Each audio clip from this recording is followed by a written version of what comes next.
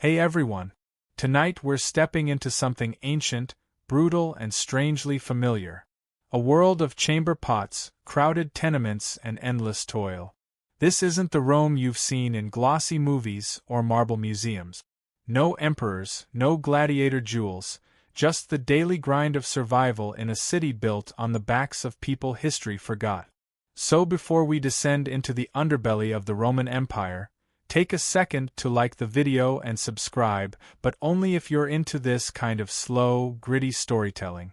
And let me know in the comments where are you watching from and what time is it for you. I love seeing how far this little sleep experiment travels. Alright, turn the lights down low. Maybe throw on a fan or get settled under the covers because you're about to wake up in ancient Rome and odds are you're not making it to nightfall. Waking up in an insula. Congratulations, you've just woken up in ancient Rome. Not in a palace, not in a marble villa surrounded by fountains and toga-clad servants feeding you grapes. No, you've landed where most people lived, where the plumbing is theoretical, the walls are one good fart away from collapse, and your upstairs neighbor is always stomping around like a gladiator on leg day. You're in an insula, the Roman version of an apartment building. Sounds promising, right? Maybe something with a courtyard, a bit of sunlight? Wrong. The Latin word insula literally means island, and that's the first clue that you are absolutely stranded. You're on the 4th floor if you're lucky. Anything higher than that and you're basically living in the rafters of a fire hazard. These buildings are made of brick, wood, and wishful thinking. They sway in the wind, lean against each other like drunk friends, and have an average structural integrity of a stale loaf of bread. And speaking of bread, don't even think about making toast. Open flames are banned because one bad cooking accident and the whole block goes up like a Saturnalia bonfire. Your room is about the size of a modern walk-in closet. There's a cot, term used generously, made of rope and straw and a threadbare blanket that smells like every person who's ever used it before you. The walls are damp, stained and close enough together that if you lie on your side you can touch both without moving. You have no windows. Light filters in from a crack under the door, and from a hole someone accidentally punched through the roof with a broom handle 3 tenants ago. There's no privacy. You share this space with 2 other people, one of whom is coughing with such dramatic flair that you briefly wonder if you're living in a poorly written tragedy. Spoiler, it's not drama. It's probably tuberculosis.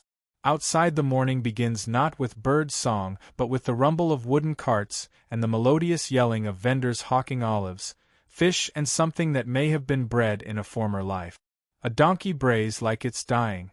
Children cry like they're dying and someone's already arguing over taxes 2 floors below. You stretch. Bad idea. Your back cracks like a papyrus scroll in a drought and you immediately regret trying to act like someone whose spine hasn't been curled into a question mark by years of hard labor and a diet that consists mostly of beans and regret. You're about 27 years old, which makes you one of the older folks in the neighborhood.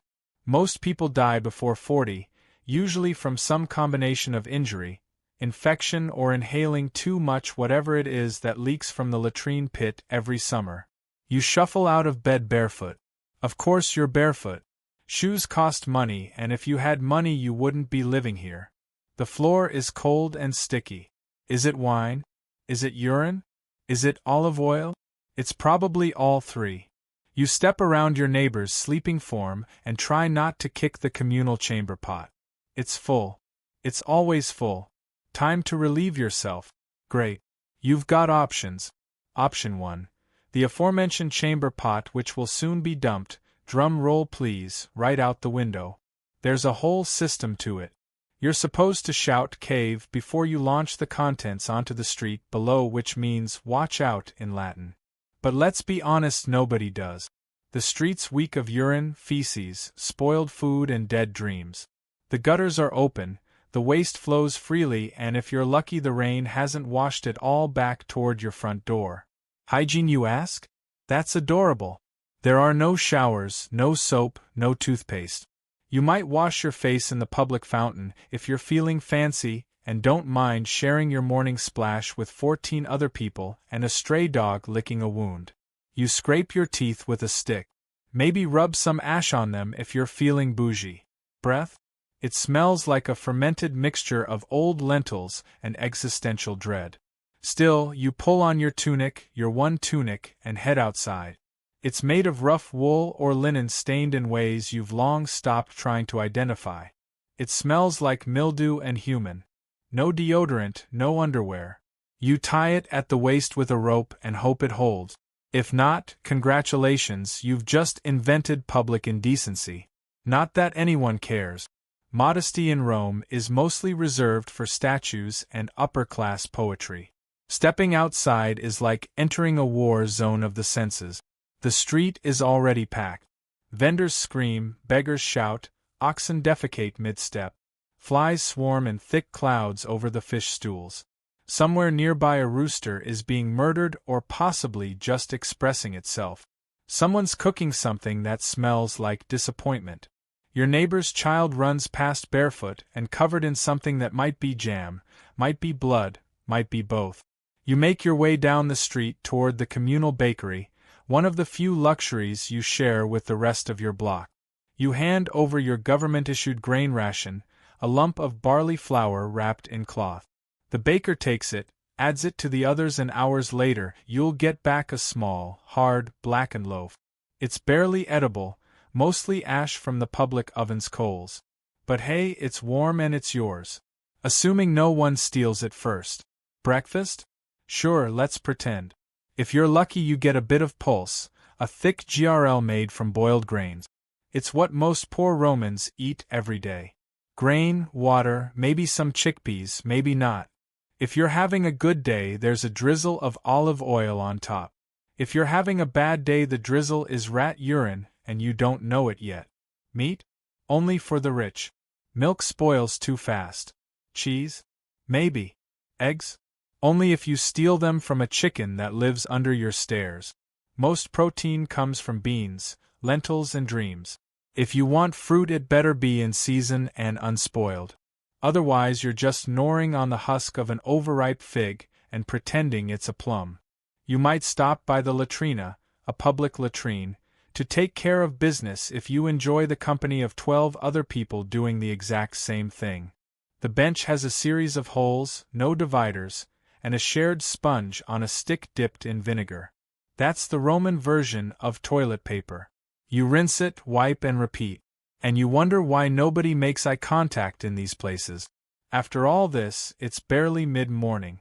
You haven't even started work yet. But before you leave for your day job, which, spoiler, is physically and emotionally crushing, you pause for a moment and look around. The street is alive, smelly, chaotic, dangerous, but alive. Kids scream and chase each other. A street performer juggles knives with questionable skill. A merchant shouts about the healing power of fermented fish sauce. And the city breathes, chokes and burps in one never-ending symphony of humanity. Your landlord? Never seen him. Repairs? Don't hold your breath. If your building collapses, it's not considered a tragedy. It's considered a Tuesday. Fires are common. So are floods. So is sudden unexplained death. You're a cog in a system that views you as replaceable. You're not a citizen. You're a warm body, in a sense a scroll. Your value is measured in how quietly you suffer. And you will suffer because this is ancient Rome, not the Rome of marble forums and golden laurels. Not the Rome of historians and Hollywood.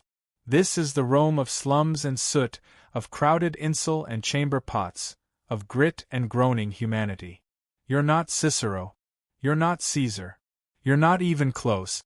You're a peasant on the 4th floor praying the 3rd doesn't catch fire again. And it's only the beginning of your day. A Roman morning.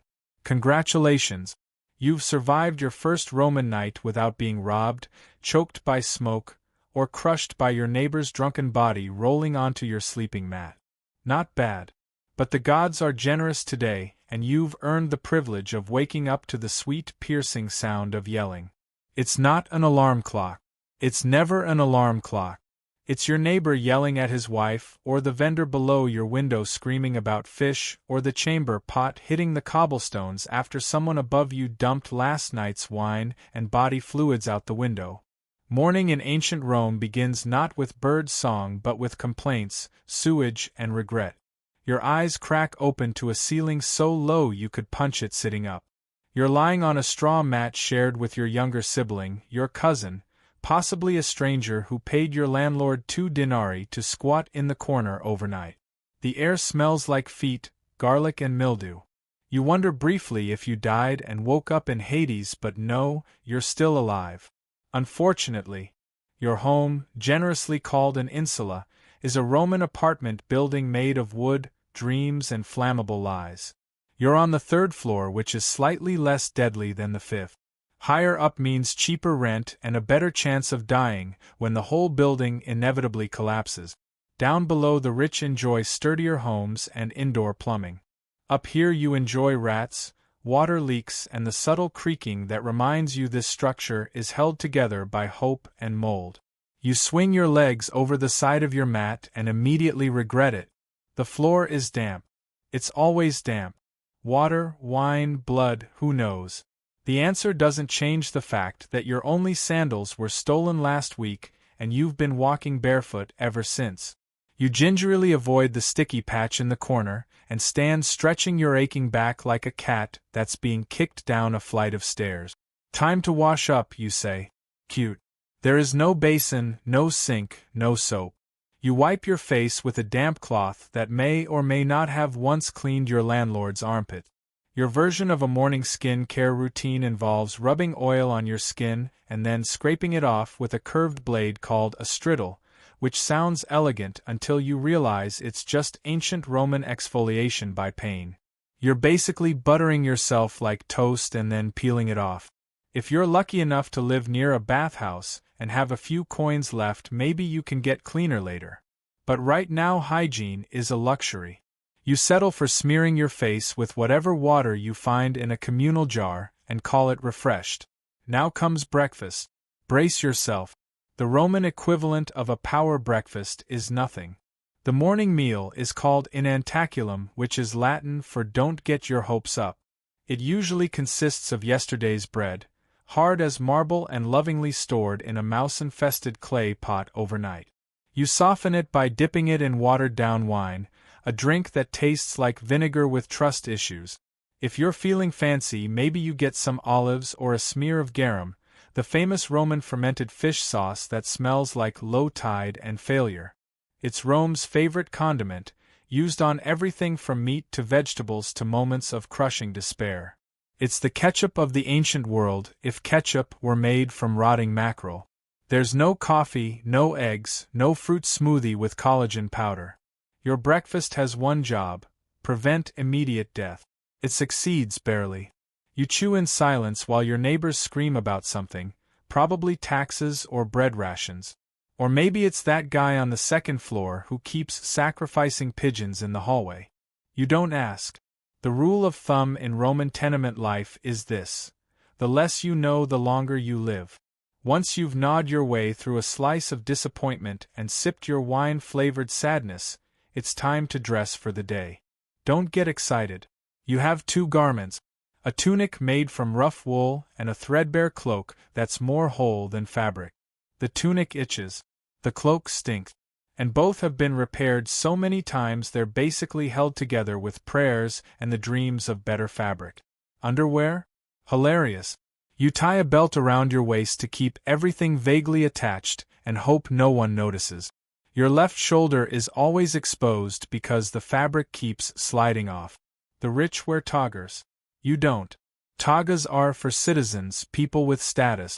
You're a pleb, a non-citizen if you're an immigrant, a nobody if we're being honest. If you wear a toga, you're either delusional or planning to be arrested for impersonating someone with dignity. As you step outside, you're hit with the full century assault that is a Roman street. The noise is immediate. Vendors hawking their wares. Street musicians playing instruments no one asked for. Philosophers debating loudly. And someone somewhere is always screaming about cucumbers. It's chaos. Organized, smelly chaos. The streets themselves, paved with stones and slick with everything. Animal waste. Human waste. Mystery slop that no one wants to identify.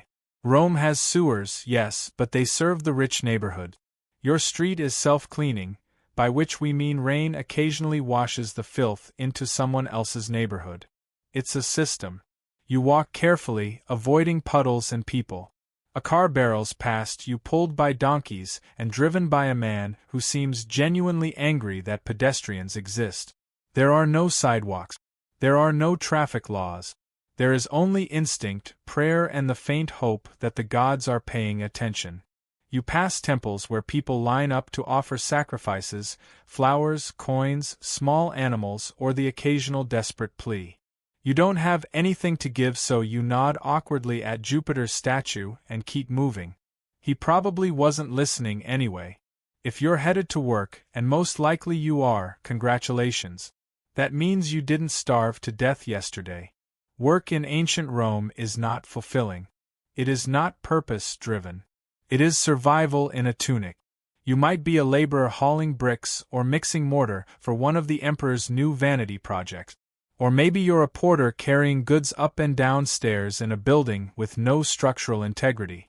You might be a street cleaner, a fish seller, a potter, or worse, a public latrine attendant. Paid in pity and bronze coins to sweep filth off marble and pretend your soul isn't slowly escaping through your nostrils. The hours are long, the pay is miserable, and your boss might beat you for fun. If you're a slave, you don't even get paid. You just work. And if you complain, you're whipped. If you collapse, you're replaced. If you die, well, someone else gets your blanket. Midday approaches and the sun is brutal. Rome's climate is hot, sticky, and utterly unbothered by your suffering. There's no air conditioning, no shade unless you cling to a building's shadow like a sweaty ghost. Your tunic sticks to your skin. Your sandals, if you have them, slap against the stones with every exhausted step. And if you don't, your feet are slowly becoming part of the pavement. Lunch? It's called painium. And if you're lucky, it's more bread, maybe a bit of cheese, maybe dried fruit or a boiled egg if your employer had a good gambling night. You eat sitting on a step watching richer Romans being carried around in litters like mobile royalty. You chew and you try not to think about how you're probably consuming sand and rodent hair. As the day wears on, the smells intensify. The streets reek of sweat, garbage, and garum. You pass a bakery and inhale deeply, the scent of fresh bread temporarily tricking your brain into thinking life is worth it. Then you remember bread is taxed, and your landlord raised rent again, and your water jar cracked last night, and your cousin is still sick with whatever plague is currently fashionable. You keep walking. You keep surviving because in ancient Rome that's the entire point. And finally, after hours of backbreaking labor, social humiliation, and a mild sunstroke, you make your way home. You ascend the stairs of your insula carefully because the staircase is made of splintered wood and shame. One misstep and you're joining the spirits of the fifth-floor tenants who fell last week. You reach your door. You enter. It's dark, cramped, and smells like boiling cabbage. Even though you don't have any cabbage. Someone is already asleep in your corner. You don't ask who they are. You just lie down next to them and close your eyes, hoping you don't dream about the bucket. And with that your Roman morning ends. Was it glorious? Was it dignified? Absolutely not. But you survived. And in ancient Rome that counts for something. Tomorrow you get to do it all again. Food and hunger. You've survived your first Roman night in the insula. Barely. Sleep came in waves, interrupted by creaking floorboards above, shouting neighbors, the distant rumble of wagons, and an itching sensation on your leg that you'd rather not investigate. You're hungry now. Not the kind of hunger that inspires a brunch outing or a carefully measured protein shake. This is more primal, heavier. Your body wants fuel. But this is ancient Rome and you're poor. So what you're about to experience isn't breakfast. It's survival. The Romans didn't believe in breakfast as a significant meal. Not in the way we do. They had a word for it, ironaculum, a small early meal typically consumed by those who had to work long days. For the rich it might consist of bread dipped in wine, cheese, olives, or even a bit of fruit. But you're not rich. You're a plebeian, one of thousands crammed into the belly of the city, eking out a life in the shadow of Rome's grandeur. For someone of your station, inantaculum is more of a formality than a feast. Maybe a crust of coarse bread, dry and unevenly baked. This bread is likely a leftover from the day before or the day before that. Made from barley or spelt, grain types considered suitable for the lower classes. It's dense, dark, and has the mouth feel of something chipped from a wall. There's no butter, no jam, and certainly no eggs or honey. Those are the luxuries of someone with coin and status. What you might have if luck has smiled upon you is a bit of pulse. Pulse is the quintessential Roman peasant food. A porridge made from farro, emma, or barley. It's cooked with water and occasionally seasoned with a drizzle of oil or the faintest hint of herbs, assuming you have any. It's not pleasant. Exactly. It doesn't nourish so much as it fills. A heavy steaming paste that sits in the stomach like an anchor. On worse days it might be prepared with river water or stored rainwater, slightly green and earthy. You eat it quickly. Slowly, just gives your brain time to realize it tastes like boiled dampness. And yet this is your fuel. Pulls, maybe a bit of bread and water. If you're lucky you've managed to secure some puska, a common drink among the poor and the military. It's made by mixing vinegar with water, sometimes infused with herbs, if available. It sounds unpleasant, and it is, but it's far safer than drinking untreated water straight from a public fountain or system. The acidity of the vinegar kills bacteria and masks the taste of unclean sources. It's sour and sharp, but it does the job. The public fountains of Rome flow constantly, fed by those legendary aqueducts. But that doesn't mean the water's clean where you live. Rome's water system was advanced, yes, but only until it reached the labyrinthine lower districts. There the water quality depended heavily on the maintenance of lead pipes and the cleanliness of the castella, the distribution tanks feeding your block. And maintenance wasn't always a priority in neighborhoods like yours. If someone upstream threw garbage, urine, or animal remains into the drainage channel, or worse, into the water itself, you'd never know until it was too late. Hunger is a quiet constant for you. Even when you eat, it never really fades. Food is expensive, and most of your earnings go toward rent, taxes, or staying on the good side of your local patronus. So you ration what little you have. You learn to choose slowly, savoring every bite like it's a luxury. There's no variety. You eat what's available. And more often than not that means you eat the same thing every day. Meat? Almost never. The occasional salted fish, usually garum-cured scraps or sardines so pungent they could double as weapons. Meat is reserved for the upper classes, for religious festivals, or as part of a soldier's rations. If you do get your hands on some, it's awful. Organ meat, bones, things the rich don't want. You don't waste a single scrap. As for fruits and vegetables, they appear sporadically. You might find some wilted leeks, onions, or turnips in the marketplace at a discount near closing time. Apples and figs are seasonal. And while Rome's Mediterranean climate makes such things abundant in theory, your wallet tells a different story. You buy what others don't. Split fruit, half-rotten dates, bundles of wilted greens, all wrapped in yesterday's gossip and grime. It's edible technically, you hope. And if you're truly desperate, there's the street food. Rome had an active street food culture, particularly for the poor who didn't have kitchens in their insula apartments. The poppy, small taverns or hot food shops line the alleyways of working-class neighborhood.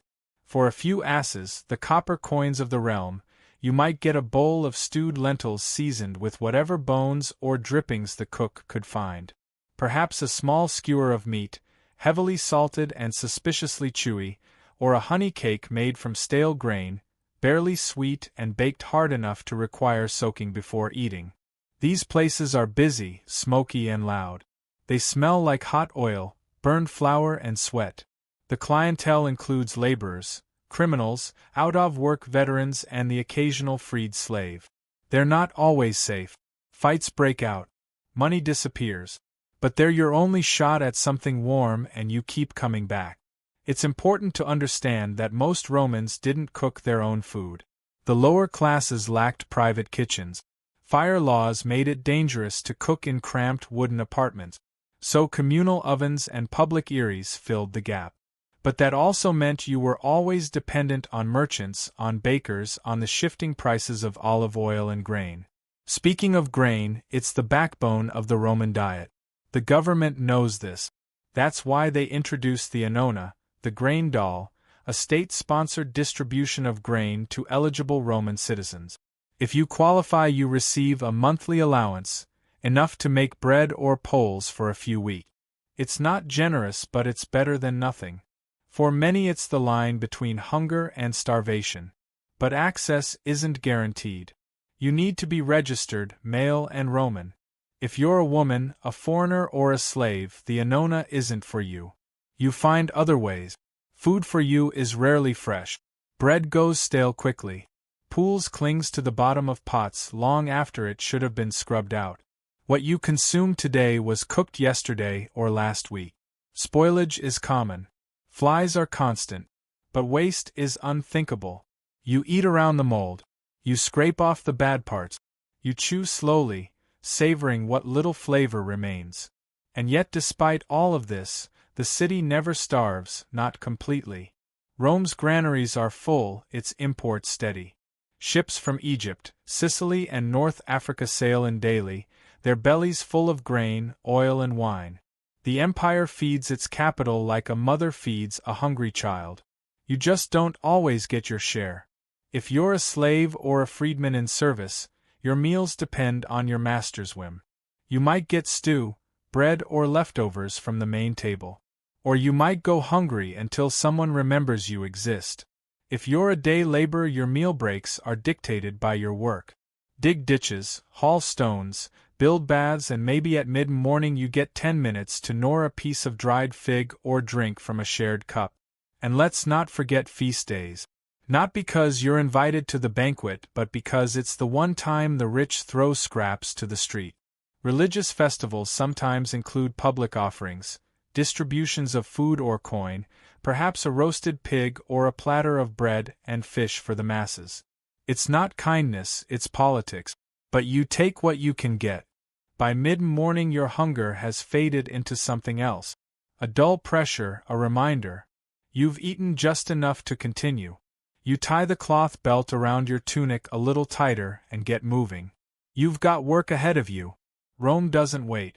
And tomorrow you'll eat again, or you won't. But either way you'll wake up in the same insula with the same cracked bowl and the same stale loaf waiting on a wooden shelf. Because in ancient Rome food is never far away, but neither is hunger. Work and labor. The sun has fully risen now and the Roman day is underway. For you, a plebeian or perhaps a slave, that doesn't mean a slow stretch and a relaxing breakfast. It means the work begins, and it begins early. Rome is not a place of idleness for the lower classes.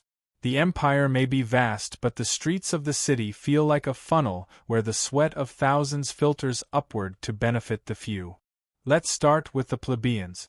Not the poorest of the poor, but far from comfort.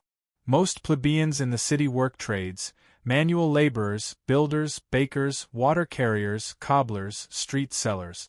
If you're skilled, maybe you're a stone cutter or you've secured a spot in one of the Roman guilds, the collegia. But for most you're expendable muscle, hired for the day, paid by the hour if you're lucky. You don't have a fixed schedule. You have a need, a relentless knowing one. You work because not working means not eating. You wake before dawn, grab what counts for breakfast, maybe a crust of bread or a spoonful of barley mush, and head out to find work. The Forum is one place you might go, not to debate philosophy but to stand around and hope someone needs a laborer. You're competing with hundreds of others. Some are stronger. Some have tools. You don't. You're hired maybe to carry bricks across a construction site. Rome is always being built. Roads, aqueducts, arches, homes for the rich. It is said Augustus found Rome a city of brick and left it a city of marble. You'll be the one dragging that marble, sweating and silent. The work is brutal. There are no labor laws, no unions, no breaks, no helmets, no complaints. If you fall off a scaffold, you're not given aid. You're given a nod and a shove to the side so the next man can take your place. You don't ask questions. You don't slow down. The overseer watches with a stick in hand, and he doesn't carry it for decoration. If you're not lucky enough to find a builder's job, maybe you end up in the tanneries. The smell hits you long before you reach the vat. Animal skins soaked in urine and dung to soften them, fermenting in the sun. You'll spend your day knead in a mixture that would make a modern sewage worker gag. Gloves don't exist. You stir with your bare hands. The stench clings to you long after you leave. And worse, it becomes normal. Still you persist, because if you don't earn a few copper coins today, you won't be eating tomorrow. Your rent on that insula apartment, your crumbling rat-ridden fire trap, is due every few days. Miss a payment and you're out. No notice, no mercy. The landlord has 5 men waiting to take your place. But perhaps you're not a plebeian. Perhaps you're a slave. Life somehow is harder still, because now you don't even get the satisfaction of wages. Your body is labor, and your labor belongs to someone else. You might be a household slave owned by a moderately wealthy Roman citizen. If so, your work starts before sunrise. You're fetching water, cleaning floors, preparing meals you'll never taste. Maybe you're young and educated, assigned to chew to the children or read aloud to your master. It sounds better. It isn't. One mistake and you're beaten. If the master's wife is displeased, you're sold. There are no protections. No court to hear your case. You are property like the stove or the sandals. Or you're a field slave outside the city, toiling in the vast latifundia, those enormous agricultural estates that feed Rome's grain-hungry stomach. Here there are no roofs, no days off. You wake with the sun and bend until it sets. You plant, plow, harvest, sweat. No matter how hot, how cold, how sick you feel, you work. The overseer doesn't care if you collapse. There are chains for those who slow down. For those who run, there are whips. And for those who rebel, there's crucifixion. A public one along the roads where others can see. Some slaves are trained for skilled labor, stone carving, pottery, weaving, but that doesn't make the whip any less real. It just means your blood stains a different kind of floor. And what of the women? If you are a woman, slave or free, you labor too. Not on the scaffold or in the forum, but in quieter ways that bleed just as much. You're grinding grain with a heavy stone handmill, your arms aching as you turn the queer hour after hour. You make bread, wash clothes, fetch water, tend fires, clean, mend, weave. If you're poor, you might also sell small goods in the street or offer your services as a wet nurse or a midwife. In desperate cases, you might sell yourself. Prostitution is legal in Rome, taxed even. It is not a profession of glamour. It is survival. There are no toilets in your insula, no kitchens. So you make do in the alleyways or public spaces. Fires are frequent. The stairs collapse. Your children are not safe. Not from hunger, not from illness, not from the building itself. Life expectancy is low. Infant mortality is high. Your child's best chance is to survive to 5. Aids, there are no toilets in your insula. No kitchens. So you make do in the alleyways or public spaces. Fires are frequent. The stairs collapse. Your children are not safe. Not from hunger, not from illness, not from the building itself. Life expectancy is low. Infant mortality is high. Your child's best chance is to survive to 5. After that, it's still a coin toss. And yet Rome moves on. The senators debate. The aristocrats drink wine on shaded terraces. Their banquets are filled with stuffed dormice and honeyed dates. Below them, unseen, you sweat, bleed, and endure. Your work is invisible but indispensable. The aqueducts flow, the grain ships arrive, the streets are swept because of people like you. Sometimes the monotony is broken. Not for a festival or a feast, but for something worse: a fire, a collapse, a riot. Rome is a tinderbox of labor and inequality. The gap between the rich and poor isn't just wide, it's weaponized. If a fire starts in your insula, the ladders don't reach the top. There are no fire escapes. You carry your children, your pots, your life on your back, and hope the flames stop before your floor is reached. Or maybe you're caught in a food riot. The grain is late, the bread is moldy, the people are hungry. You crowd the forum, shouting with the others, demanding your portion. The guards arrive. Batons, shields, blood in the street. You are dispersed, not heard. And then there's disease. Filth lines the alleys. Latrines overflow. The Tiber, your drinking source, is also a sewer. You wash clothes in it. You bathe in it. You drink from it. Parasites thrive. Illness spreads. You know the signs: a fever, the chills, a child coughing in the night. There is no doctor, no apothecary for your kind, only rest, prayers, and hope. And hope rarely comes. But still you work. Because if you stop even for a day, the city forgets you. The empire forgets you. And hunger remembers you very, very quickly. This is what it means to work in ancient Rome. Not to build wealth or rise in rank or find fulfillment, but to survive, to endure, to hope that perhaps your children will have slightly fewer blisters on their hands than you did. It is not glamorous. It is not heroic. It is labor at its most brutal, its most thankless. The empire was not built by emperors. It was built on the backs of men, women and children who worked until they broke and then were replaced. Now as the midday sun climbs overhead, your tasks are only half done. There is still cleaning, cooking, tending to the hearth, carrying water, hauling waste. Your stomach growls, your fingers cramp, your feet blister inside sandals that barely hold together. And no one is coming to relieve you. Not today. Not tomorrow. Welcome to the workday in ancient Rome. You wouldn't last a single one. Housing and living conditions. Congratulations. You've made it past the market, survived the street toilets, and managed not to get mugged for your shoes, if you were even lucky enough to have shoes. But now comes the real challenge: going home, or more accurately, climbing into the creaking, overcrowded, highly flammable tinderbox that you are expected to call home, your insula. You live in an insula not because you chose it, but because you're poor. And in ancient Rome, poor people don't have houses. They have layers. Multi-story apartment buildings packed so tightly that sunlight is more rumor than reality.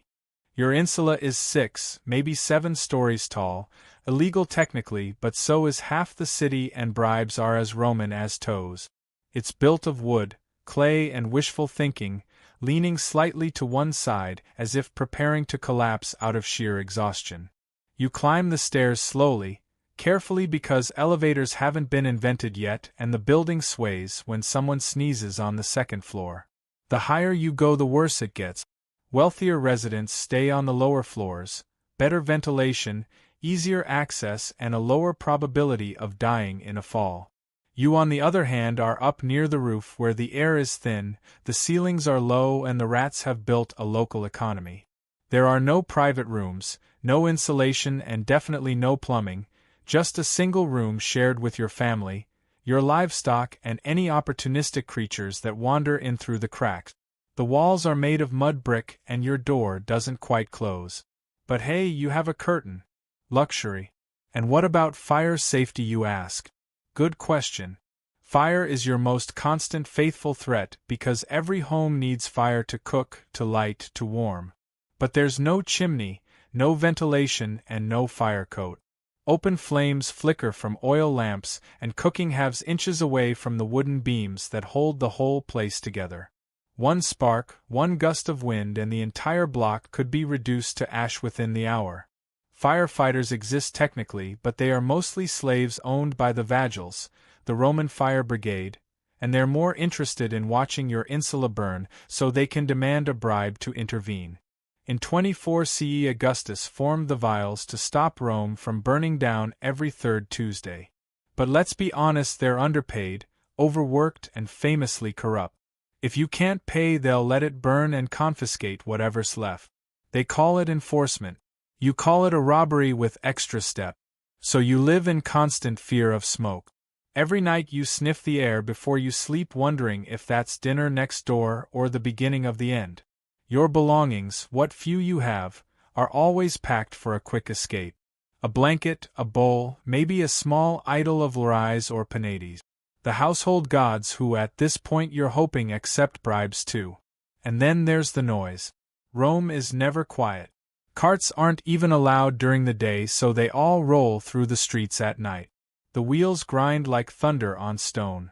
Vendors shout, drunks sing, lovers argue, dogs bark, and someone somewhere is always playing a flute badly. Privacy is a fantasy. Your neighbors hear everything, your arguments, your snoring, your gastrointestinal tragedies, and in return you hear theirs. But maybe it's better than being alone, because loneliness isn't common here. Your insula is crowded beyond reason.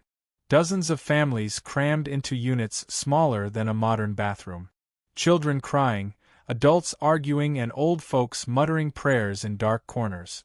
Sometimes people rent just a corner of a room, sleeping upright against the wall like human coat rack. When it rains, your roof leaks. When it doesn't, it still leaks. The water trickles down the inside walls, pooling on the floor, feeding the mold that grows behind your bed mat. The floorboards creak. The walls shift in the wind. You develop the uncanny skill of waking up seconds before the stairs collapse beneath a neighbor. It's not a matter of if the building will fall, it's a matter of when. And if that wasn't enough, pest. Rome's rodent population rivals its human one. Mice and rats scamper through your pantry if you have one and leave behind little gift. Flies buzz thick around your food. Mosquitoes breed in the drainage ruts, and then there are the bedbugs. You scratch yourself, roar in your sleep, and dream of itching. But despite all this, you survive. You learn to maneuver the collapsing staircases like a seasoned acrobat. You hang wet laundry on lines that sway over the alley, hoping it dries before thieves pluck it. You carry water up and waste down, always careful not to slip in someone else's garbage or your own. Still, the insula is not your sanctuary. It is a holding pen, a temporary space between disasters. Fires, floods, famine, and violence have all passed through this building like regular guests. And yet it stands, just barely. There are moments, strange and fleeting, where you feel pride. A neighbor offers you stale bread. A child tugs your sleeve to show you a dead bird. The woman across the hall sings while stirring her pot of lentils. You smile, even if just for a second, because you all live in the same cage facing the same storms. Rome is massive, over 1 million people, and the rich live in marble palaces with mosaic floors and private baths. But you know their lives only by rumor. For you the insule is everything, your bed, your shelter, your prison. And if the building collapses tomorrow, and it might, no one will mourn it. The rubble will be cleared and a new insula will rise in its place, faster, cheaper, even more dangerous. The cycle continues, and you, if you're lucky, will rent a corner in that new box and begin again. Because in ancient Rome the poor don't rest. They adapt. They huddle together in the dark, dodging embers and curses, hoping that the next collapse doesn't start with them. And if the flames come anyway, well, you'll grab your blanket, say a quick prayer to the layers, and run like hell. Water and sanitation. You're parched. You've spent the morning toiling in the heat, surrounded by dust, noise, and the aggressive scent of humanity in full ferment. You want water, cold, clean, life-giving water. So you do what any Roman would do. You head for the nearest public fountain. Because in ancient Rome you don't just turn a faucet and get crisp hydration. You rely on a sprawling, complex, and dangerously vulnerable infrastructure of aqueducts, systems, and communal outlet. And if any part of that system fails, so do you. Rome's aqueducts were a marvel of engineering. By the 1st century CE, the city was serviced by 11 massive aqueducts, some stretching over 50 miles from distant mountain springs. These channels brought in an estimated 200 million gallons of water per day. Enough to supply baths, fountains, latrines, and private homes. But here's the catch. Only the rich had indoor plumbing. For the rest of the population, meaning you line up at one of the many public fountains scattered through the city's neighborhoods, clay jug in hand, hoping there's still pressure in the system. Now the good news is the water when it gets there is pretty clean. It's sourced from springs and the aqueducts are designed with constant downward slopes to keep it flowing. The bad news is clean is relative. If you live near the terminus of the system, you're getting backwash. Water already passed through several baths, toilets, and industriales.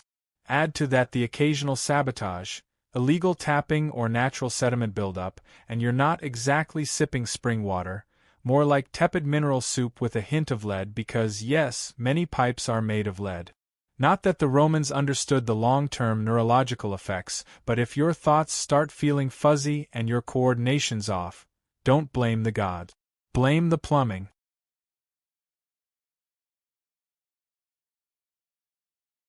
And if you think that's bad, just wait until nature calls. Most Romans didn't have private toilets. Apartment dwellers like you in your top-floor insula use pots, buckets, or chamber pots. When full, the contents are dumped out the window or into the nearest gutter. Yes, the famed Roman sewer system, the Cloaca Maxima, still runs through the city like an underground lifeline, but most waste doesn't make it that far. It sits in the street, baking in the sun, mixing with animal droppings and slowly forming a biological miasma strong enough to peel paint off a fresco. And if you're wondering why shoes are so important in Rome, that's your answer. You're not walking on stones. You're walking on yesterday's dinner in its final form. There are public latrines, of course, and if you're lucky or desperate, you can pay a small fee to use one. These are long stone benches with holes carved in them positioned over flowing water channels. There's no partition, no door, just a row of strangers making eye contact while trying to pretend nothing awkward is happening. You sit shoulder to shoulder with a retired centurion and a 12-year-old olive vendor, all contributing to the same stream of civic solidarity. The Romans believed in shared experiences. This was one of them. Toilet paper? Not a thing. Instead, you use a teorium, a communal sponge on a stick kept in a bucket of vinegar water. Is exactly as horrifying as it sounds. You hope the guy before you had good hygiene, he didn't. Nobody does. You wipe. You stand up. You wash your hands if there's water nearby. And then you move on. Hashtag the public baths. Probably to the nearest bathhouse, which thankfully is where things get slightly better. The Roman bathhouse is part spa, part gym, part social network and part biological experiment. There are over 800 public bath complexes in Rome by the time the empire is in full swing. Some are grand like the baths of Caracalla or Diocletian, where marble columns saw above mosaic floors. Others are modest neighborhood baths tucked between bakeries and brothel. But all follow roughly the same formula. A changing room, apoiterium, a warm room, tepidarium, a hot room, calderarium, and a cold plunge, frigidarium. You strip down, deposit your clothes, good luck if they're still there when you get back, and start sweating your soul out in the heat. The calarium is stifling. Heated by HIPAC underfloor heating fueled by roaring fires, it's a room designed to make you wish for death or at least a breeze. You rub your skin with olive oil, not soap, because that's what Romans used to clean. Then you scrape it off with a curved metal tool called a strittle, removing dirt, oil and several layers of dignity. There are slaves to assist you if you're rich. If not, you do it yourself while trying to avoid eye contact with the senator next to you. Bath houses are where deals are struck, gossip is traded and diseases are casually spread. The water isn't drained between users. It's a warm microbial soup of humanity stirred hourly by the movement of hundreds of unwashed bodies. Skin infections, eye diseases, intestinal worms, everything is on the menu. And yet this is one of the cleanest places in Rome. Outside the baths, personal hygiene is a gamble. You might wash your face daily and your feet often, but full body bathing is more of a social event than a daily necessity. Perfumes and oils cover up most smells. Lice and fleas are common but tolerated. The concept of germ theory is centuries away, and nobody's counting bacteria when they're more worried about curses and crop failures. And remember that beautiful aqueduct system? It doesn't just supply water. It powers everything from grain mills to fountains to the flushing mechanisms in some elite toilet. But it's fragile. Earthquakes, floods, or simple disrepair can shut down entire sections of the city. When the aqueducts break, Rome doesn't just lose drinking water. It loses its public baths, its sewers, its fountains. Civilization as the Romans know it starts to unravel. Riots have broken out over water shortages. The emperor himself maintains a staff of aquaria, water engineers, just to keep the system running. And if they fail, you suffer. Because in ancient Rome access to clean water isn't a luxury. It's your last line of defense against cholera, typhoid, and a dozen other slow, filthy deaths. By now your mouth is dry, your skin is itchy, and you're beginning to understand that clean is a relative concept. But here's the twisted part. By ancient standards, Rome is doing pretty well. The city is cleaner than most medieval capitals. It has public sanitation, latrines, baths, and even street cleaners. But it's also the biggest city in the ancient world, and that density breeds disease. Waterborne illness is rampant. Even minor stomach bugs can spiral into fatal dehydration. And if you're poor, which you are, you can't afford a private system or a servant to boil your water. You drink what's available, and you pray not to be purified but to be spared. So the next time you fill a glass from the tap or flush a toilet with confidence, remember in Rome your survival depends on gravity, lead pipes, communal sponges, and the goodwill of an aqueduct built by a man who probably bribed his way through half the Senate. You don't control your water. You just hope it doesn't kill you. And on that hopeful note, it's time to think about lunch if your stomach can handle it. If you've managed to survive the slop of a Roman street, dodge dentri from a clay cup of aqueduct runoff, and work a full day in the choking heat of the Sabora district without going over, you might think a bath would be the one mercy this city offers you.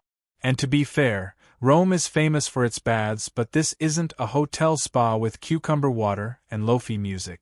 This is public bathing Roman style. And for a plebeian like you, it's more about routine survival than luxury. Let's start with the setting. The massive public bathhouse funded by emperors and designed to show off imperial grandeur. A sprawling complexes of steam, stone, and social politic. Think gym, barber hop, and social media feed all rolled into one. There are over 800 bathhouses across Rome by the 4th century CE, ranging from small Baylor tucked into neighborhoods to monumental structures like the Baths of Caracalla, which could host thousands of bathers a day. These places are architectural marvels, domed ceilings, mosaic floors, marble statues. But you're not here to appreciate the decor. You're here to clean yourself before your own body odor becomes a public health issue. Entry usually costs a quadrans, the smallest denomination of Roman currency, meaning it's technically accessible to almost everyone, even the poorest citizens. But just because you can afford to enter doesn't mean you belong. The hierarchy follows you through the door. Senators and equestrians recline in the hot pools and gossip in the tepidarium, while slaves like you scrub themselves with worn-out stridles in a corner, hoping no one important notices you tracking in street filth. The bathing process follows a predictable pattern. First, the apoiterium or changing room. There are no private lockers. If you don't have a slave to guard your tunic and sandals, someone might walk off with them. Clothes are often stolen here, especially from the lower classes, and the clothes watchers, mostly enslaved boys, are often in on the theft. Lose your clothing, and you might be walking home barefoot, wrapped in shame and public laughter. Next is the palestra, the exercise yard. Yes, before bathing Romans like to work up a sweat. You'll see men wrestling, lifting weights made of stone, or flinging javelins across the field. Some even box Roman style with metal-studded gloves called cestus. For the lower classes this isn't just sport. It's a place to prove physical worth. But you're not here to make friends. You run a few laps, feign a squat or two, and head straight for the baths. Your muscles are too sore from hauling ampe all morning. Inside the baths you'll move from the cold frigidarium to the warm tidarium and finally to the blistering caldarium where steam clings to the air and your skin. There's no soap. Instead, Romans coat themselves in olive oil, then scrape it off with a curved bronze tool called a strittle, taking dirt and sweat with it. If you're lucky, someone will help you, a friend or more likely another laborer just trying to speed things along. There's no privacy. You're naked among dozens of others and the sounds of laughter, gossip and grunts echo off the marble walls. This place is noisy, crowded and hot. The air smells like a cocktail of oil, sweat, and mildew. Beneath the mosaic floors fires rage in the HIPPIC system, an ingenious heating network that uses raised floors and smoke tunnels to pump warmth into the calarium. Slaves tend these fires all day, shoveling wood in suffocating rooms with no light and no fresh air. Some die from the heat, but their deaths make the marble hot to the touch. The cost of Roman cleanliness. The water is changed only occasionally and filtration is a concept centuries away. You're bathing in a soup of skin cells, hair, oil and whatever else floated off the last 100 bathers. People relieve themselves in corners. If someone bleeds during a rough shave or gets a nosebleed from the heat, that's just another addition to the communal brew. But in a city where fresh water is a gamble and soap is a luxury, this is the best you'll get. And this isn't just hygiene. It's civic ritual. Here the bathhouse is where news spreads. Someone whispers that the emperor was spotted in disguise at the theater. Another boasts about his recent winnings at the Ludus. A freedman offers political bribes in the tidarium while a prostitute waits in the hallway outside pretending to be a masseuse. For the poor, this is also a rare space where you're not fully excluded. Rich and poor alike sweat together. For a few minutes you share the same steam as men who rule provinces. But there's a danger here too. Bodies pressed together in humid air make perfect breeding grounds for illness. The plague of Cyprine, which will one day ravage the empire, spreads partly through bathhouses. Skin diseases, infections, lice and fevers thrive here. The stone benches are often slick with something unidentifiable, and a misstep can send you slipping face first into a tile pool lined with strangers. If you're injured, tough luck. The medicus in the corner knows less about sanitation than a modern child. Once you've scraped yourself clean and suffered the calarium, you move on to the final step, the massage and oil rub down. Again, if you can afford it. Most plebeians skip this, but let's say today is payday and you indulge. A low-ranking attendant slathers you in another round of olive oil, rubbing your limbs with rough hands and muttering in Greek or Aramaic. The oil stings the cracks on your skin, the cuts from the field, and the raw patch you got last week from walking barefoot. You smile through it. The pain is worth the brief illusion of luxury. Afterward you dry off with a scrap of wool. Linen is expensive. And return to your street clothes now damp with sweat. You check the hooks in the epicium. Miraculously your tunic is still there. You step outside blinking against the sun. You're clean, sort of, but the streets are still thick with dust, dung and the smell of salted fish. Within 5 minutes you're sweating again. Dirt clings to your sandals. A child vomits near your foot. The bath was never meant to last. Bathing in ancient Rome is not about cleanliness the way we think of it today. It's about participation, about appearing civilized in a society obsessed with cultists, grooming, display, and public performance. To be dirty is to be low, invisible. But to walk out of the Fermi, hair damp, oil glistening on your shoulders is to momentarily rise above the grime of your station. Even if you'll return tomorrow to the same bucket of water and reused strittle. And if you think this is somehow indulgent, remember for women, bathing was even more complicated. Separate hours or entire buildings were set aside. And while some enjoyed similar routines, many were kept at home, bathing with rainwater in cramped quarters. For enslaved women, bathing was sometimes done publicly by force under the scrutiny of leering men or cruel mistresses. For the wealthy, a balneum, a private bath inside their villa, ensured you never had to mix with the masses. heated by personal hypocaust, scented with imported oils from Arabia or Egypt, attended by silent slaves. But for the rest of Rome, the laborers, the couriers, the bakers, the sewer cleaners, the public bathhouse was a place of renewal, exhaustion, gossip, and risk. You went not to be healed but to maintain the appearance of being human in a city that treats humanity like a fleeting luxury. The bath was not an escape. It was a pause from the heat, the stink, the fear, and the endless labor. It was a few minutes of semi-clean respite before stepping back into the furnace of Roman life. And with that fleeting relief, you head back out onto the cobbled road. Your feet still ache.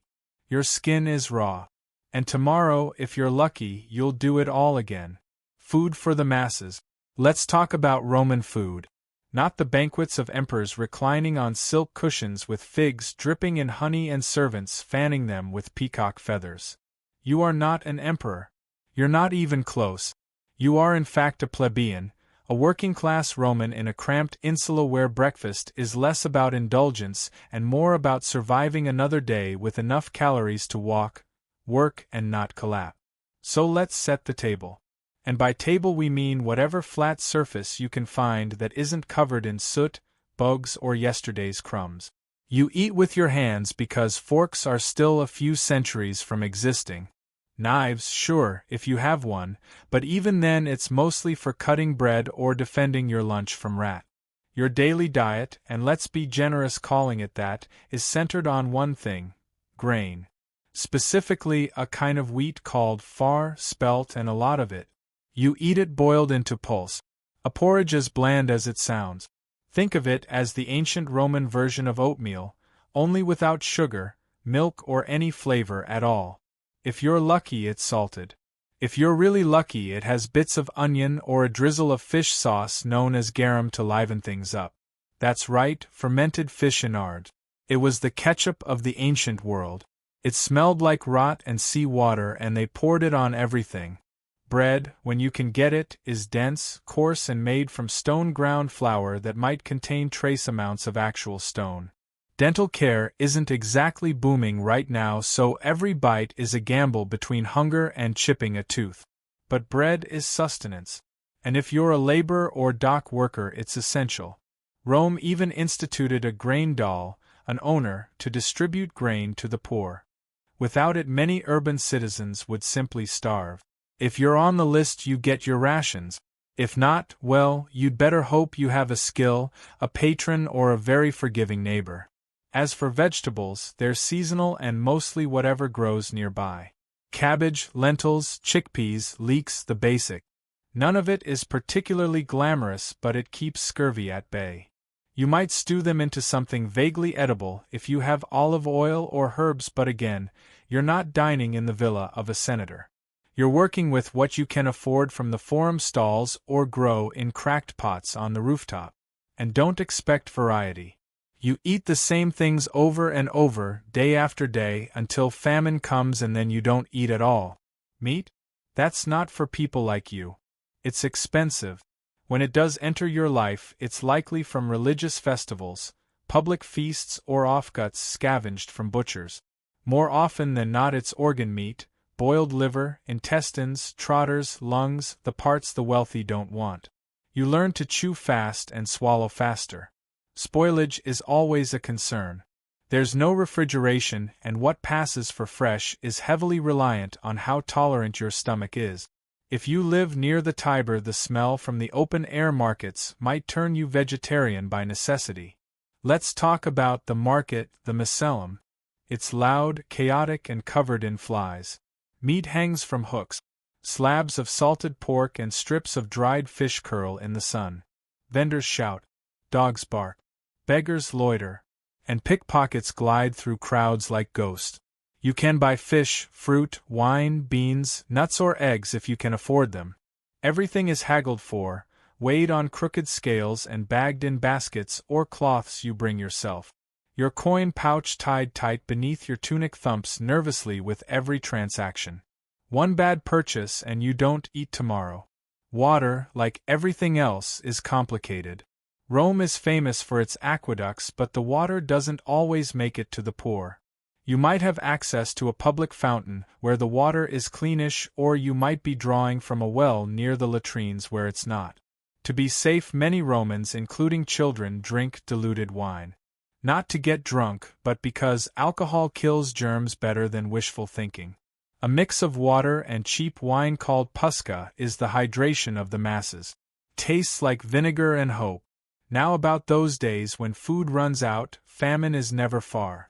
A bad harvest in Egypt, a delay in grain shipments, or a corrupt official skimming off the top, and the city's food supply collapses. Bread prices triple. Riots break out. People storm bakeries, loot warehouses, and sometimes lynch the bakers. The emperor is expected to intervene. If he doesn't, he risks becoming lunch himself. Politically, if not literally. During famine you survive on scraps, moldy crusts, spoiled olives, stale beans, weeds from the roadside. You might boil bark or grind acorns. Pets vanish. The rats get smart. The pigeons disappear. People eat things they shouldn't. And when the plague follows the famine, as it often does, hunger turns to disease. Starvation weakens the body, and Rome's many illnesses move in like uninvited guests. There's another layer to all this, class. Because while you're trying to stretch a hunk of rye bread for 2 days, the elite are feasting. In the villas of the Palatine Hill, couches line banquet halls. Slaves serve platters of roasted dormice, honey-glazed songbirds, oysters, figs and dates soaked in wine. They sip from silver goblets. They toss bones to the floor. They bathe between courses. For them food is a performance. For you it's a necessity that never stretches far enough. Even in death food tells the truth. Wealthy Romans are buried with elaboratory feasts. Their tombs adorned with carvings of banquets and gods pouring wine. The poor? Maybe a piece of bread at your grave if your family can spare it. Maybe a final sip of puszka to send you off. In religious festivals food becomes communal. Saturnalia, for instance, when masters serve slaves and everyone feasts together. But those days are rare and mostly symbolic. For the rest of the year the lines are clear. Who eats well and who begs? Let's not forget storage and spoilage. You keep food in clay jars sealed with resin or in baskets hung from ceilings to deter rat. Preserving food means salting, smoking, drying, or steeping it in vinegar. Still, everything has a clock. Bread molds quickly in the Roman humidity. Olives go rancid. Meat turns in the sun. Every meal is a gamble. Every bite is a risk. Even the insects eat well. Grain is stored in granaries which are dark, warm, and crawling with beetles and moth. If you're lucky, you get your ration before it's infested. If not, well, extra protein. Most people don't even pick them out anymore. They're too small to matter. Children grow up with hunger. They learn to wait their turn. They learn which vendors give better scraps and which ones chase them away with sticks. Their bellies are often bloated from malnutrition. Their eyes dull. Parents do what they can. Sometimes it means stealing. Sometimes it means begging. And sometimes it means going without so the youngest can eat. Yet through all of this, food is still culture. Even in scarcity, Romans cling to tradition. They bake religious cakes, prepare funeral meals, mark solstices with special dishes. They cook with pride, share what little they have, and pass down recipes, thin, watery ones, from mother to daughter, father to son. The tools are crude, the ingredients simple, but the effort is there. In graffiti on the walls of Pompeii we find complaints about bad bread, insults to tavern keepers, even jokes about watery wine. Food was a common frustration, a common joy, a common reality. You might not eat well, but you ate Roman, and that meant something. So as you sit down with your cracked bowl of pools, crust of tough bread, and cup of lukewarm puszka, you're not just surviving. You're participating in the daily struggle that defined the lower classes of the empire. You eat what you can, when you can, and pray for the annona to arrive on time. Because if it doesn't, your next meal might not come at all. And now that you're fed, sort of, it's time to go earn the next one. Because in ancient Rome hunger is patient. But it always comes back.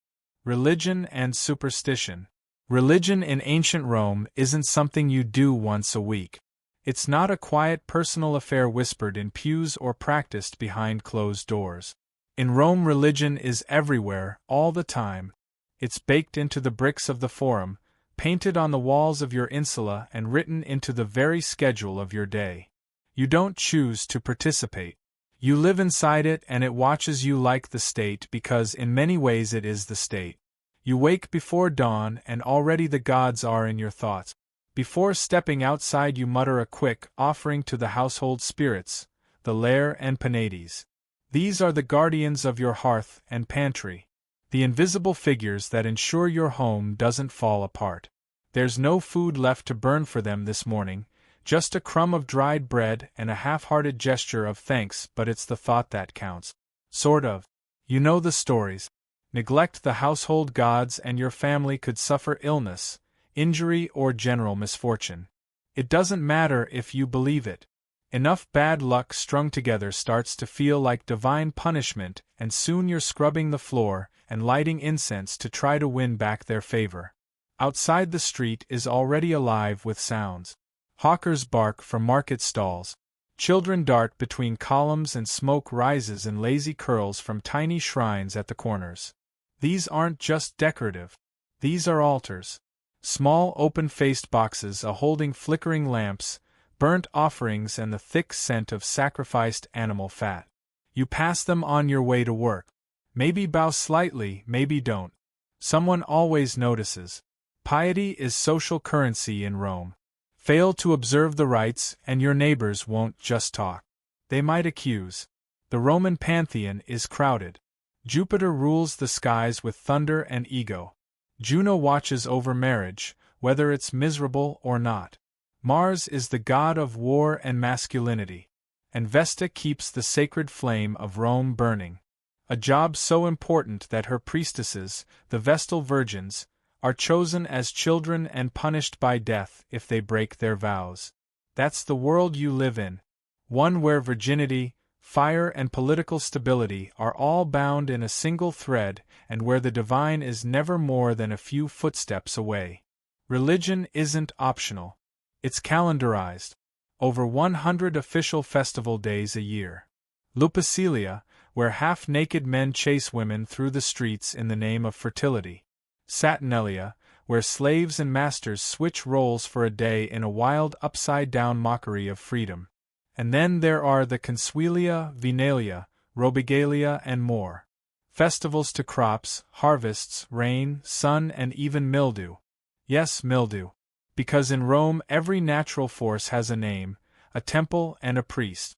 You as a poor plebeian or freedman can't afford expensive sacrifices, but the elite can, and they make sure you know it. Wealthy patrons slaughter balls at the temples, their robes splashed with blood, incense thick in the air, while you stand at the back clutching your small votive figurine, hoping the gods can hear your prayer from that far away. The ritual language is often Old Latin, barely understandable even to those reciting it. But the spectacle, that's clear enough. Religion is theater. It always has been. Can you take part when you can? Maybe your guild hosts a minor ceremony. Maybe you help lead a procession through the street for a local deity. These rituals are public and communal, but also strategic. They reinforce your place in society, remind you of who rules, and give you a sense that however lowly your station, you're at least part of something bigger. Of course, not everyone thinks alike. By the 1st century CE, the Roman world is already deeply diverse. Foreign cults have seeped into the cracks of the empire. You might hear whispers of a mysterious Eastern goddess named Isis, whose followers wear white and chant in candle-lit rooms, or a strange sun god from Persia, Memphis, whose rites involve secret underground gatherings and symbolic meals of blood and bread. These religions are sometimes tolerated, sometimes outlawed, and always watched with suspicion. Romans value order above all. Anything that smells of disloyalty or secrecy is dangerous. That's why when Christianity begins to spread, it doesn't just make the authorities nervous, it enrages them. A religion without sacrifices, a god without a face, a group that refuses to honor Jupiter or Caesar. That's not just impious. That's treasonous. But you in this moment probably don't think about Christianity. It's still a strange foreign sect on the fringes of Roman cities. You've heard of them maybe, but your life is ruled by the gods of your ancestors, the expectations of your community, and the sheer momentum of tradition. Superstition is the second skin of daily life. You avoid walking under ladders not because it's unsafe, but because it invites bad luck. A black dog seen at night, omen of death. A sneeze, you immediately say, salve, not out of politeness but to protect the soul from escaping. You know the signs. A bird flies to the left, bad news. Thunder after dusk, don't travel. Dreams are interpreted. Entrails are read. And omens are everywhere. Even the emperors consult orgs before battles or decisions. And it's not just the living you worry about. The dead don't stay quiet. Each year during the Leoria, you perform rites to keep the restless spirits, lemurs, from haunting your home. You toss black beans over your shoulder at night while chanting ancient words, hoping it satisfies the shade. If you forget, well, don't be surprised if things go missing or if the air turns sour in the dark. The temples are grand, of course, massive columns, gleaming statues and priests in embroidered togas. But your real religion happens in the alleyways, kitchens and bedroom corners of the working poor. You leave coins at roadside shrines. You tie ribbons to trees. You mutter charms when your child coughs too hard. You wear amulets around your neck to protect against the evil eye. A mosaic on your doorstep might feature a dog or a phallus or both to ward off danger. To a modern viewer, all this might seem superstitious or quaint. But to you it's life or death. Without antibiotics, germ theory, or psychology, you turn to the gods for explanation. Why did the fire start? Why did your baby die in the night? Why did the grain spoil in storage? The gods are fickle. You didn't do enough. You forgot an offering. You used the wrong words. Someone in your building insulted Mercury. And now everyone pays the price. And yet, despite all this, religion gives you meaning.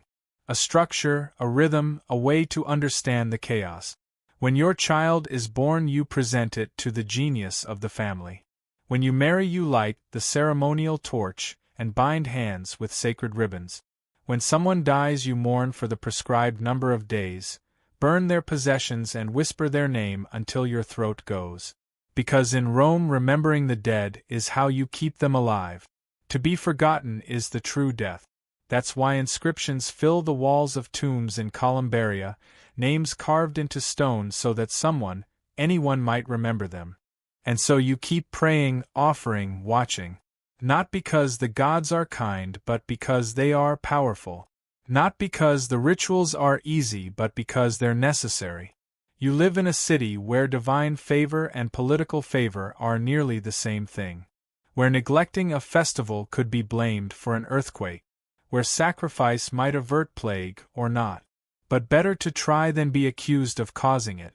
The day winds down. You pass another shrine. This one dedicated to Janus, the two-faced god of beginnings and endings. You stop. You bow. You whisper a few words you barely understand because the gods are everywhere in this city. And in ancient Rome, the last thing you want to do is be noticed by one of them. ## crime and justice. The sun is low on the horizon now, casting long shadows across the uneven cobbled streets of Rome.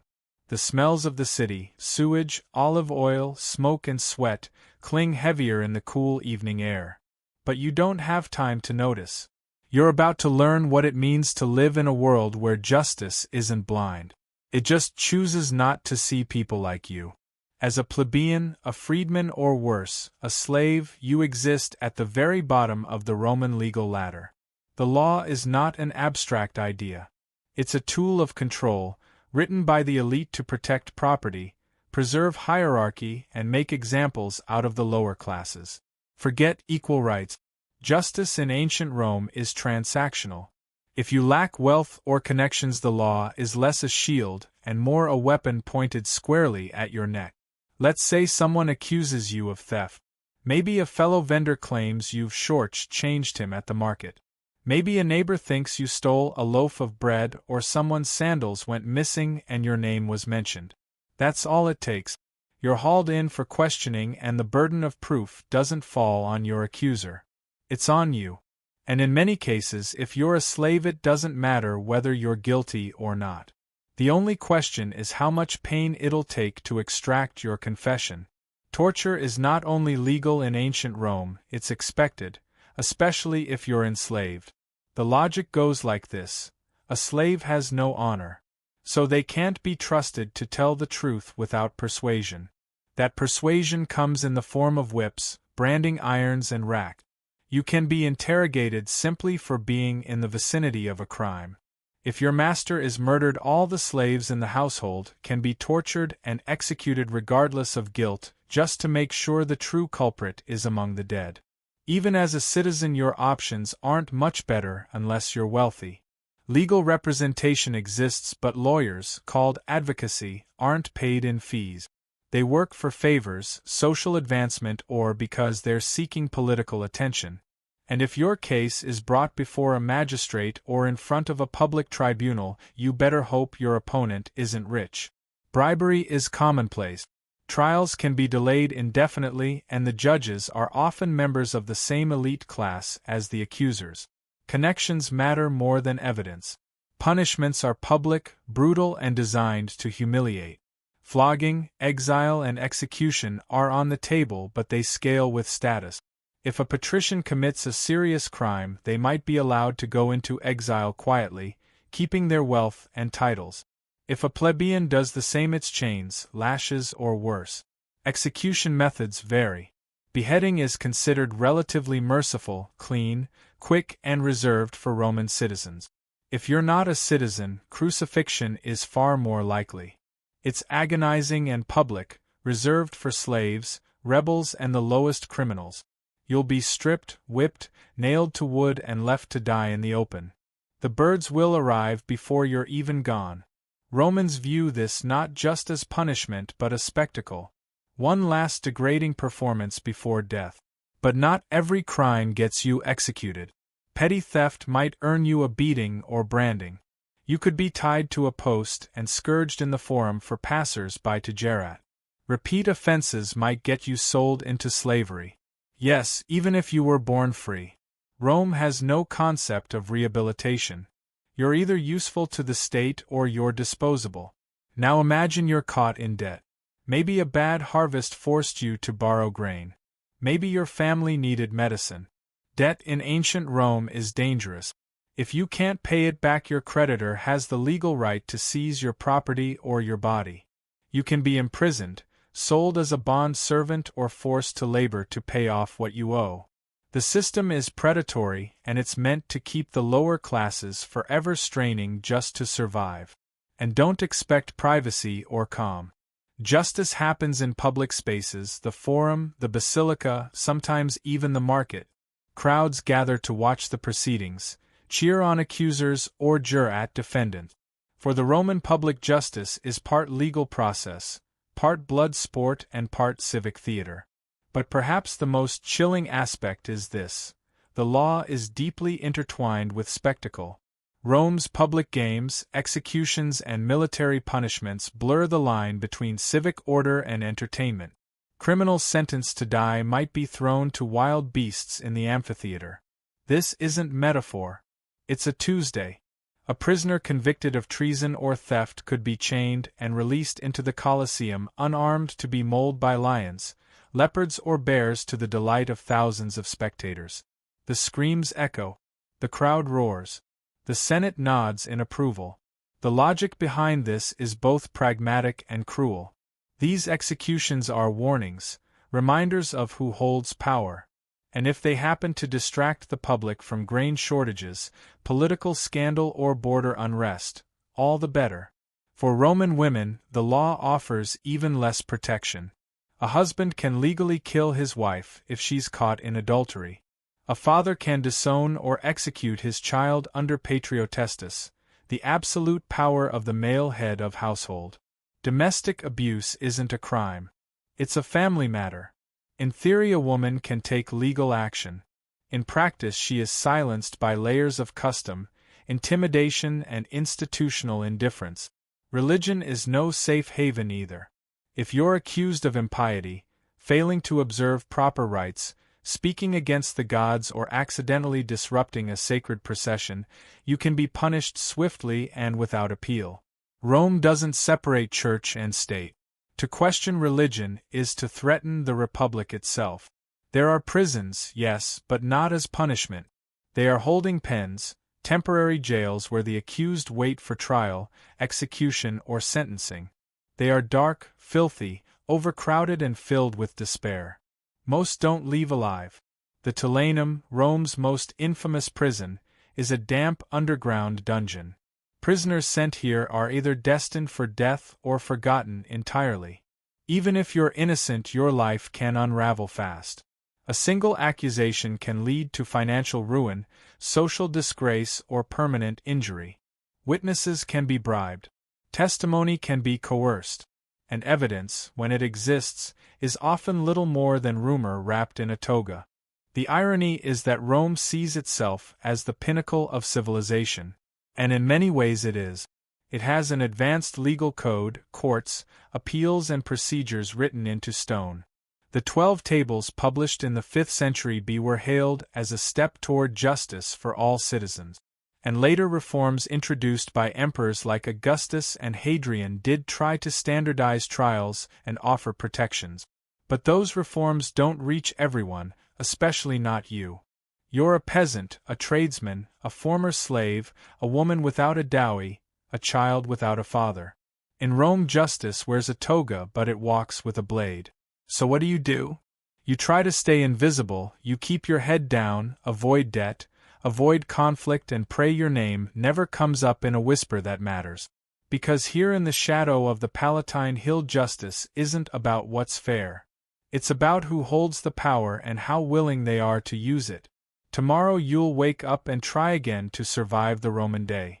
But tonight sleep lightly because in ancient Rome justice may come at any time and it rarely knocks twice. ## sickness and death. By now you've endured sewage in your stew, slept under lice-infested wool and labored under a sun that cooks clay. You've chafed, bled and aged 2 decades in a single day. But even in ancient Rome all roads eventually lead to one place. Death. And for you, a poor plebeian or slave with no name worth carving, your journey ends without honor, ceremony or even certainty. Let's not sugarcoat it. Death came early and it came often. For the Roman poor life was less a candle gently extinguished and more a torch that flared, sputtered and was abruptly snuffed out by accident, infection, starvation or violence. You didn't so much pass away as fall apart. Life expectancy in Rome hovered somewhere between 25 and 30 years. That number is skewed by the high infant mortality rate. Nearly 1 in 3 babies didn't survive their first year. But even if you made it past childhood, you lived hard and died young. A minor fever might spiral into sepsis. A broken bone could fester into gangrene.